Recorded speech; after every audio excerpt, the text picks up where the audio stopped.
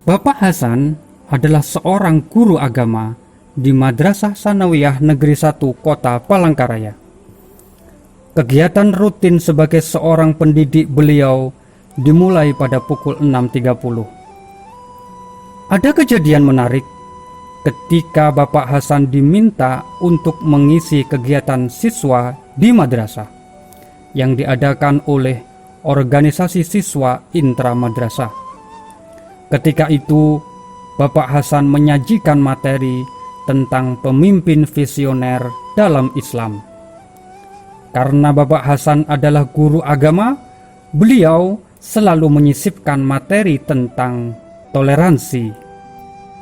Bagi Bapak Hasan, toleransi sangat penting dikampanyekan di negara yang mempunyai masyarakat yang beragam agamanya, yaitu bangsa Indonesia.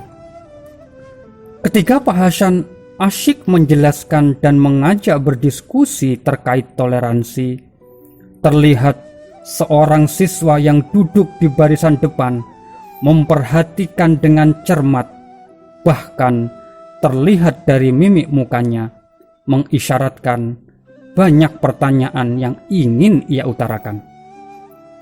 Pak Hasan menyadari ada beberapa siswa yang ingin mengajukan sebuah pertanyaan. Pak Hasan memberi kesempatan siswa untuk bertanya. Terlihat anak yang penuh tanda tanya tersebut mengangkat tangan dan memberanikan diri untuk bertanya. Bapak Guru, saya masih agak bingung dengan bagaimana praktek toleransi dalam kehidupan kita. Suatu hari saya melihat Bapak mengantar tetangga yang beragama Kristen untuk pergi ke gereja karena motornya sedang diperbaiki di bengkel, katanya. Saya juga mendengar suatu ketika selepas sholat Isya di hari yang lain, ada tetangga Bapak yang meninggal. Ia seorang Kristiani. Lalu dengan sigap Bapak mengajak jamaah untuk datang ke tempat duka. Bahkan Bapak masih memakai jubah dan songkok putih, ciri khas Bapak ketika menjadi imam sholat di musola. Apakah sejauh itu praktek toleransi dalam agama Islam? Bukankah untukmu agamamu, untukku agamaku, lakum dinukum waliyadin? Pak Hasan tersenyum bangga dan mulai mengajak berdiskusi para peserta. Pak Hasan mengajak mereka untuk berimajinasi. Anak-anakku, toleransi bukan seperti untaian kalimat yang berhenti pada titik. Namun, praktek toleransi itu seperti untaian kalimat berparagraf yang di dalamnya terdapat titik dan koma. Cobalah kita berjalan ke pasar dan melihat aktivitas di sana. Di sanalah rantai pasokan kebutuhan pangan berputar. Ada penjual beras, sayur-sayuran, bumbu-bumbu masakan, buah-buahan, ikan, daging, baju, dan lain sebagainya. Apakah kalian melihat pertimbangan agama di sana?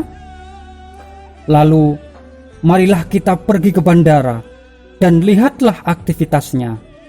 Ada petugas bandara, security, sampai ke tukang parkirnya.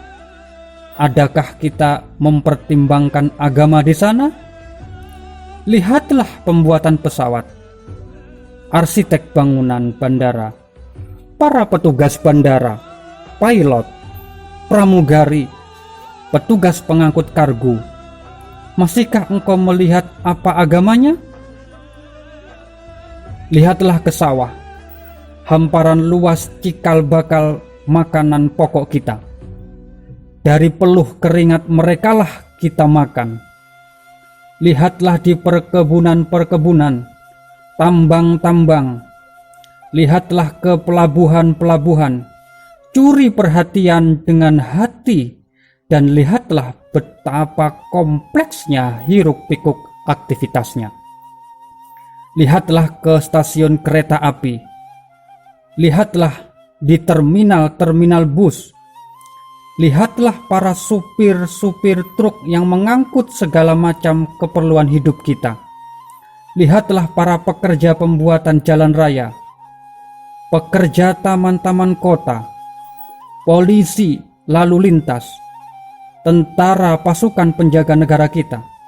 Merekalah orang-orang yang punya andil banyak dalam setiap sendi-sendi kehidupan. Bahkan itu baru sebagian kecil saja. Akankah kita akan terus melihat apa agama mereka? Anak-anakku, karena kita berbeda, maka kita perlu toleransi. Dalam hal akidah, kita tidak boleh mentoleransikannya. Namun dalam kehidupan bermasyarakat dan sosial, kita perlu bertoleransi. Tidak perlu kita bawa apa agama mereka. Itulah titik dan koma toleransi dalam kehidupan. Karena kita berbeda, maka kita bertoleransi.